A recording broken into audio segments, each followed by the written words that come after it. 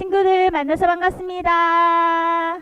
네, 옆에 있는 친구와 엄마, 아빠, 선생님과 인사해볼까요? 사랑합니다. 네, 한 번 더 인사해볼까요? 샬롬. 네, 만나서 반가워요. 네, 자, 오늘 말씀의 제목 한번 볼게요. 하나님의 긍휼하심을 닮아갈 수 있어요 라는 제목이에요. 자, 우리 손으로 한번 해볼까요? 하나님의 긍휼하심을 닮아갈 수 있어요. 네, 한 번 더 하나님의 긍휼하심을 닮아갈 수 있어요. 네, 말씀 같이 읽어볼게요. 오늘 본문 말씀은 10편 25편 6절 말씀이에요. 엄마 아빠랑 천천히 읽어보겠습니다. 시작. 여호와여, 주의 긍휼하심과 인자하심이 영원부터 있었사오니 주여 이것들을 기억하옵소서. 10편 25편 6절 말씀. 아멘.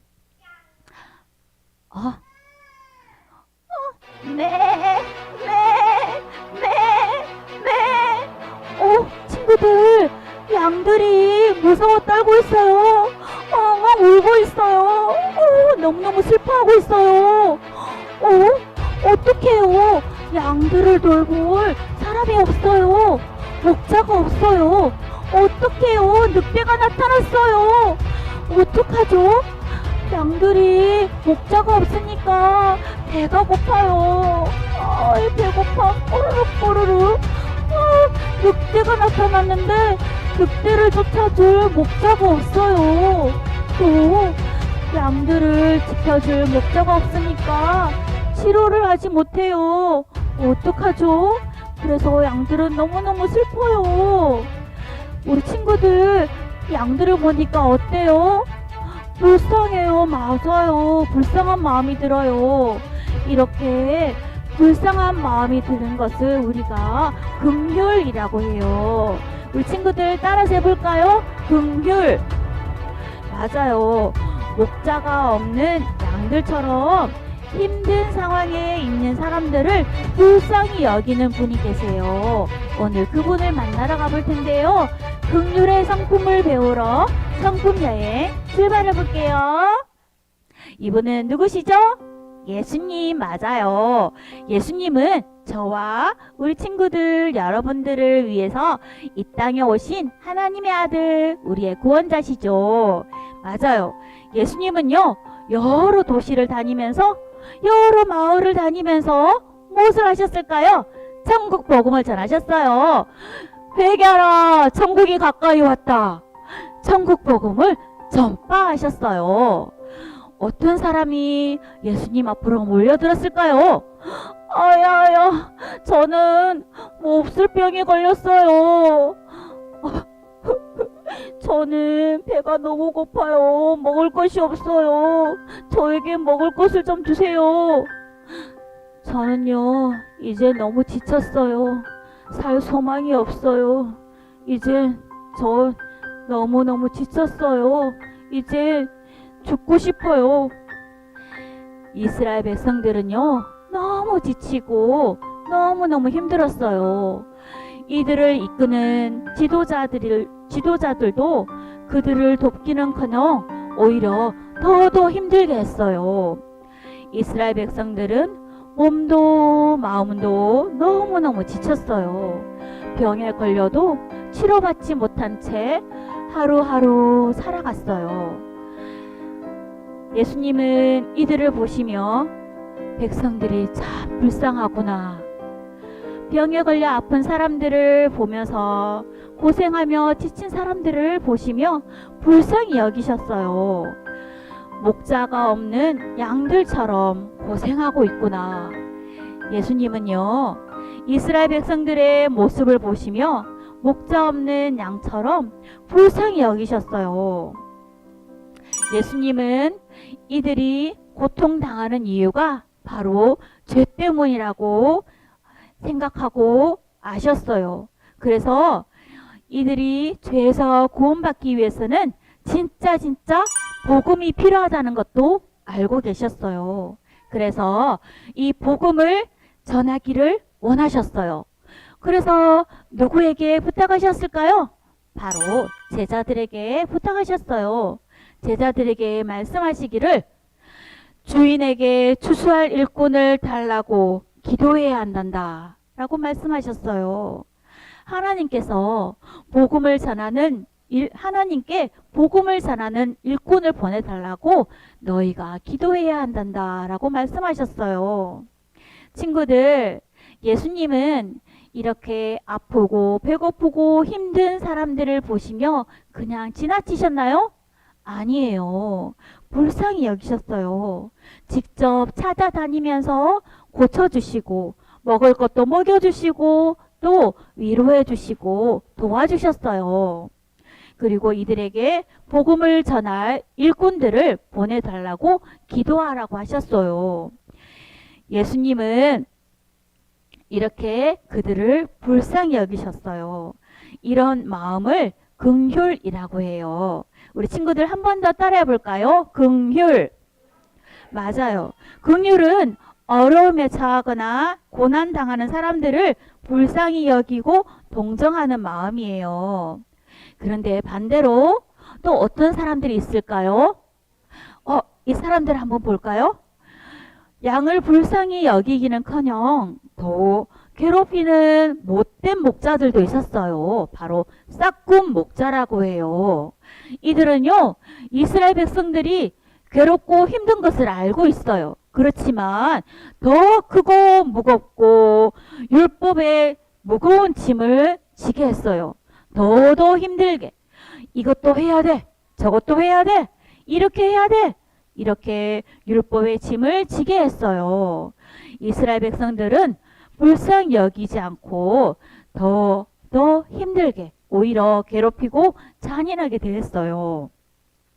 그러나 예수님은 불쌍히 여기고 돌봐주셨어요. 우리는 예수님을 보면서 하나님의 긍휼하심을 알 수 있어요.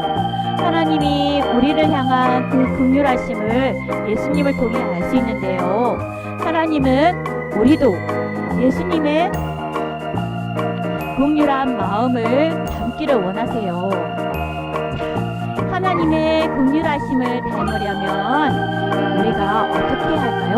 가장 먼저 바로 죄인인 나를 긍휼히 여기셨다는 것을 우리가 기억해야 돼요. 우리는 죄인이었어요. 너무너무 악한 죄인이었어요. 하나님께서 우리를 긍휼히 여겨주셨어요. 그것을 우리는 기억해야 돼요. 그래서 예수님을 보내주셔서 우리를 구원하셨다는 것을 꼭꼭 기억해요. 그리고 두 번째로 우리가 하나님께 감사하는 친구들이 되었으면 좋겠어요. 나를 긍휼히 여기셔서 구원을 베풀어 주신 하나님 감사합니다. 오늘도 감사, 내일도 감사, 늘 감사하는 친구들이 되었으면 좋겠어요. 그리고 마지막으로 하나님의 긍휼의 마음을 닮아갈 수 있도록 도와주세요 라고 우리가 기도해야 해요. 친구들 기도할 수 있겠나요? 그래요. 내가 받은 긍휼을 기억하며 다른 사람들에게 긍휼을 베푸는 친구들이 되기로 오늘 다짐해 보기로 해요. 긍휼은요, 어떤 것일까요? 어렵고 힘든 사람들을 불쌍히 여기는 마음이에요. 나를 긍휼히 여겨주신 하나님께 감사해요. 우리 마지막으로 큰 소리로 한번 외쳐볼까요? 시작! 긍휼이 많으신 하나님을 닮아갈래요. 맞아요. 오늘 들은 말씀을 꼭꼭 기억해요, 친구들. 가장 먼저 무엇을 기억해야 한다? 나를 긍휼히 여겨주신 하나님을 기억한다. 그리고 나를 긍휼히 여겨주신 하나님께 감사해요. 감사합니다. 그리고 나 스스로 할 수 없어요. 하나님 닮아갈 수 있도록 도와주세요. 기도한다는 거 꼭 기억해요. 나를 불쌍히 여기시는 하나님 오늘도 너무너무 감사드려요. 감사의 예배드리는 우리 친구들이 되기를 소망합니다. 네, 부모님들과 잠시 말씀 나눕니다. 말씀 한 번 더 같이 읽어볼까요? 시작!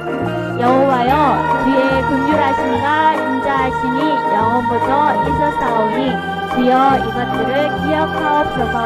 시편 25편 6절 말씀. 사랑하는 부모님들, 여러분은 어려움을 겪는 사람들을 보면 어떻게 생각하시나요? 오늘 본문에서 예수님은 그들이 목자 없는 양과 같이라고 생각하시며 우리를 보시고 불쌍히 여기셨습니다. 왜냐하면 자신들을 인도할 참 지도자가 없이 지치고 낙심해 보였기 때문입니다. 그들을 불쌍히 여기신 예수님의 긍휼은 그들에게 복음을 가르치셨고 약한 것을 고치시는 원동력이 되었습니다. 또한 이것이 제자들을 세워서 복음을 전하게 하시는 일로 이어졌습니다. 죄로 인해서 죽을 수밖에 없던 우리의 처지를 불쌍히 여기셔서 구원해 주신 하나님의 은혜를 안다면 우리도 주위에 아니면 또 나아가서 더 멀리 있는 어려움을 겪는 주위 사람들에게 긍휼을 베풀어야 된다는 것입니다. 그렇다면 우리가 기억해야 할 긍휼은 무엇일까요? 긍휼은 어려움에 처하거나 고난을 당하고 있는 사람들에게 불쌍히 여기고 동정하는 마음입니다. 이런 성품을, 긍휼의 성품은 어려움을 겪는 사람들의 형편에 대해서 이해를 바탕으로 또 고난 당하는 사람들을 위한 고제나 진실한 자비의 행동을 하게 합니다. 혹시 여러분은 긍휼의 성품으로 어려움에 당한 사람들을 이해하며 불쌍히 여기고 동정하고 계십니까? 아니면 혹 무관심하거나 무엇인가 잘못을 행했을 거야 라고 그렇게 정죄하는 편입니까? 아울러 만일 우리가 때로는 의무적으로 공로의식으로 그런 의식을 가지고 어려운 사람들을 구제한다면 진정한 긍휼의 마음이라고 할 수 없습니다. 어떻게 해야 상대방을 긍휼한 마음으로 대할 수 있을까요? 하나님께서는 악하고 패역한 우리를 긍휼히 여기셔서 구원하시고 하나님의 자녀로 삼아 주셨습니다. 내가 긍휼히 여김을 받은 자임을 안다면 연약한 이들을 함께 아파하고 그들을 불쌍히 여기며 구체적으로 도움을 주게 됩니다. 더 나아가 악한 마음으로 나에게 대한다든지 나에게 해를 끼치는 사람이 있다면 그들을 향하여서도 긍휼을 베풀 수 있을 것입니다. 그러므로 무엇보다 먼저 나 자신이 하나님의 긍휼하심을 받은 대상, 또 은혜를 베푸신 대상임을 꼭 기억해야 하는 것입니다. 또한 긍휼의 성품을 기르기 위해서 가장 필요한 것은 내가 먼저 고백해야 합니다. 하나님의 긍휼을 생각하고 고백하기입니다. 구원의 은혜를 뿐만 아니라 내 삶에서 하나님이 베풀어 주신 그 긍휼을 생각해 봅시다. 그럴 때 우리는 하나님의 긍휼하심이 없으면 살 수 없는 존재라는 것을 깨닫게 될 것입니다. 여러분이 자녀를 키울 때 우리 자녀에게 이렇게 한번 말씀해 보세요. 예순아, 하나님이 우리를 구원해 주셨어. 하나님이 우리 지은이를 하나님의 자녀 삼아 주셨어. 윤수라, 하나님이 오늘 우리에게 맛있는 식사를 허락해 주셨어. 요한아, 우리에게 좋은 어린이집과 선생님을 허락해 주셨어. 유준아, 우리에게 좋은 교회와 사랑하는 믿음의 가족을 주셨단다. 이렇게 아이들에게 긍휼의 마음을, 긍휼의 성품을 배울 수 있도록 말을 해주시는 것도 좋을 것 같아요. 이렇게 평소에 자녀와 함께 하나님의 긍휼하심을 생각하고 고백한다면 아이도 자신에게 베풀어 주신 하나님의 긍휼을 느끼게 될 것입니다. 이렇게 우리가 이것을 기대하면서 하나님을 늘 의지하고 하나님의 은혜를 기억하며 자녀에게 하나님의 긍휼을 베푸는 부모님들이 되시기를 소망합니다. 네, 오늘 들은 말씀을 생각하면서 자신에게 적용해 보도록 하겠습니다. 함께 읽겠습니다. 시작. 예수님은 무리를 보시고 불쌍히 여기셨습니다. 긍휼의 반대는 잔인함입니다. 하나님이 만약 우리를 고통 가운데 내버려 두시는 잔인한 분이라면 어떨 것 같나요? 예수님은 병자나 마음의 공허함을 지닌 이들을 향해 불쌍한 마음을 가지셨습니다. 몸과 마음이 연약한 사람들이 고생하고 힘겨워하는 것을 보고 고쳐주시고 불쌍하게 여기셨습니다. 하나님이 만약 잔인한 분이시라면 나 같은 죄인이 구원받을 수 있을까요? 긍휼이 많으신 하나님의 구원의 은혜를 깊이 묵상하는 시간이 되길 바랍니다. 나를 긍휼히 여기셔서 예수님의 십자가를 통해 구원해 주신 하나님의 크신 은혜를 묵상하고 하나님의 긍휼하심을 닮아가게 해달라고 기도합시다. 우리는 하나님의 긍휼하심을 입은 자들입니다. 이 긍휼하심을 마음에 담고 긍휼을 베푸는 자로 살아야 할 것입니다. 긍휼한 마음은 나의 힘으로 가질 수 없습니다. 나를 불쌍히 여겨주신 하나님의 은혜가 내 마음에 가득할 때 내 주위의 힘든 이들을 도울 동기와 힘이 생깁니다. 하나님의 구원의 은혜를 묵상하는 것이 긍휼을 담는 방법임을 알려주세요. 네, 이 시간 우리 자녀를 품에 안고 머리에 손을 얹고 이름을 부르며 축복하는 시간을 갖겠습니다. 함께 기도할 텐데요. 먼저 기도문을 읽어보겠습니다. 시작. 하나님 아버지, 우리 하나님의 크신 긍휼로 구원받은 것을 기억하며 하나님의 긍휼하심을 닮아가게 해주세요. 네, 이런 기도 제목으로 함께 이 시간 뜨겁게 기도하겠습니다. 하나님 아버지, 은혜를 감사합니다. 우리 영유아버 친구들 한 명 한 명 이름을 부르며 기도합니다. 하나님, 하나님의 긍휼로 구원받은 것을 기억하며 하나님의 긍휼하심을 닮아갈 수 있도록 도와주세요. 우리 부모님들의 그 긍휼하심을 또 말을 배워가며 우리 아이들도 다른 친구들을 또 긍휼히 여기는 마음을 배워갈 수 있도록 도와주세요. 제가 한 번 더 기도하겠습니다. 하나님 아버지, 하나님의 긍휼하심을 닮아가고 싶어요. 하나님이 나를 불쌍히 여기셔서 구원하셨음을 기억하고 다른 사람을 불쌍히 여기는 사람이 되도록 도와주세요. 저희들은 모두 악하고 나만 생각하고 나만 옳고 바르고 나만 잘하고 있다고 생각하며 교만하고 우리의 생각은 모두 악함을 고백합니다. 하나님, 우리 모두는 하나님의 긍휼을 입은 자들입니다. 오늘 그 크신 은혜를 묵상하며 고백합니다. 크신 긍휼을 베풀어 주신 그 사랑을 너무너무 감사드립니다. 나는 하나님의 크신 긍휼을 받은 자입니다. 우리도 다른 사람을 긍휼히 여기고 나를 해롭게 하는 사람이라도 긍휼로 대할 수 있는 마음과 지혜를 주셔서 나를 통하여 하나님의 긍휼이 나타날 때 우리가 하나님의 아들이라 일컬음을 받을 수 있도록 도와주세요. 감사드리며 예수님의 이름으로 기도드립니다. 아멘.